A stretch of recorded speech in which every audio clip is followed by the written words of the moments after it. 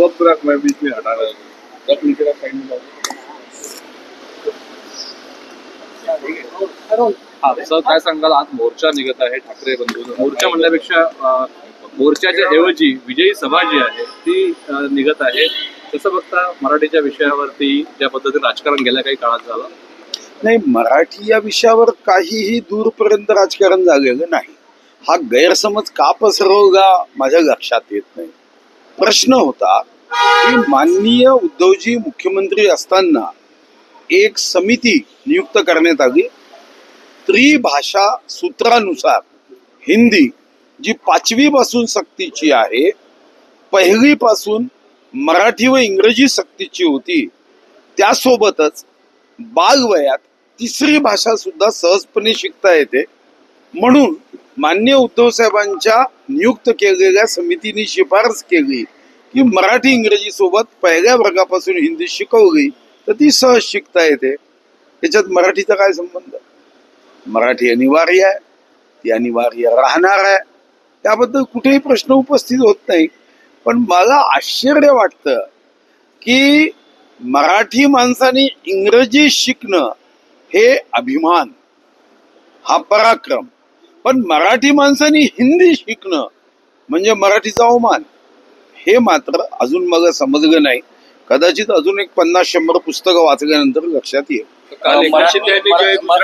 मराठी विजय सभा असा त्याचा उल्लेख केलेला आहे आणि अजूनही काँग्रेस तिथे उपस्थित राहतील त्यांनी यावर शंका आहे, त्यामुळे आपसातच नाही. असं आहे की काँग्रेसनी तर जे मी तुमच्या चॅनल्स वरून बघितलं की काँग्रेसने सांगितलं की हे दोघे बंधू एकत्र आले तर आपण यांच्यासोबत जायचं नाही. त्यामुळे प्रश्न या मुद्द्याचा निवडणुकीत किती फायदा होईल यापेक्षा अशा वातावरणामध्ये कारण नसताना राज्यामध्ये गैरसमज कसे पसरतील हे जास्त मला वाटतं महत्वाचं आहे.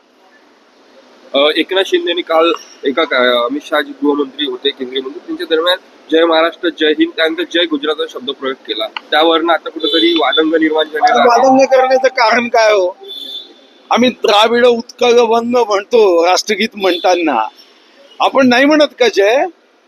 भारत माता की जय म्हणताना काय गुजरातची जय होत नाही, तेलंगणाची जय होत नाही?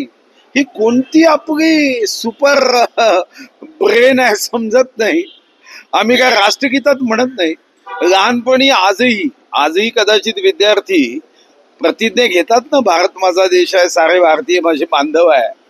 आम्ही सांगतो राज्यगीतामध्ये दिल्लीचेही तख्त राखतो महाराष्ट्र माझा. अरे आम्ही सर्व एक आहोत. तो सनी देओलचा एक पिक्चर होता, त्याला जेव्हा सांगितलं गेलं तो म्हणाला हो मी पाकिस्तान जिंदाबाद म्हणतो. कोणाला जिंदाबाद म्हणायला मला अडचण नाही आहे, पण तुम्ही माझ्या देशाबद्दल काही गैर शब्दाचा उपयोग केला ते मला सहन होणार नाही. मला वाटतं की जय गुजरात जय उत्तर प्रदेश म्हटल्याने आम्ही छोटे होतो का? जय महाराष्ट्र या शब्दानंतर जय गुजरात म्हणतो का? एवढे संकुचित लोक मी नाही बघितले.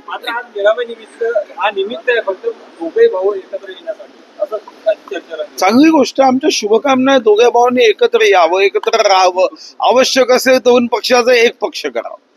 भाऊ आपण 30 अशासकीय विधेयक मांडले, तिकडे पाहतंय येत आहे म्हणून मी नाही 30 अशासकीय विधेयक आपण मांडलेले आहेत आपल्या आयुधांचा वापर करत. काय सांगा?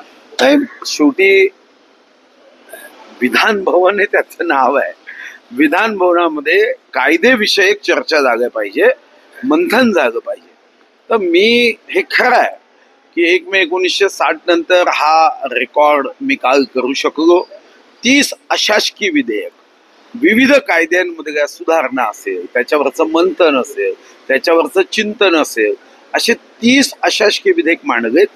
खरं तर काल 4 विधेयकावर डिटेल डिस्कशन म्हणजे ज्याला आम्ही कन्सिडरेशन पुनर्स्थापना यासोबत खंडशः विचार म्हणतो ते काल होत्या. पण मान्य अध्यक्ष म्हणाले की आपण मंगळवार बुधवारी ती 4 विषय घेऊ आणि ते 4ही विषय पुढच्या आठवड्यात येईल. महत्वाचे विषय आहे.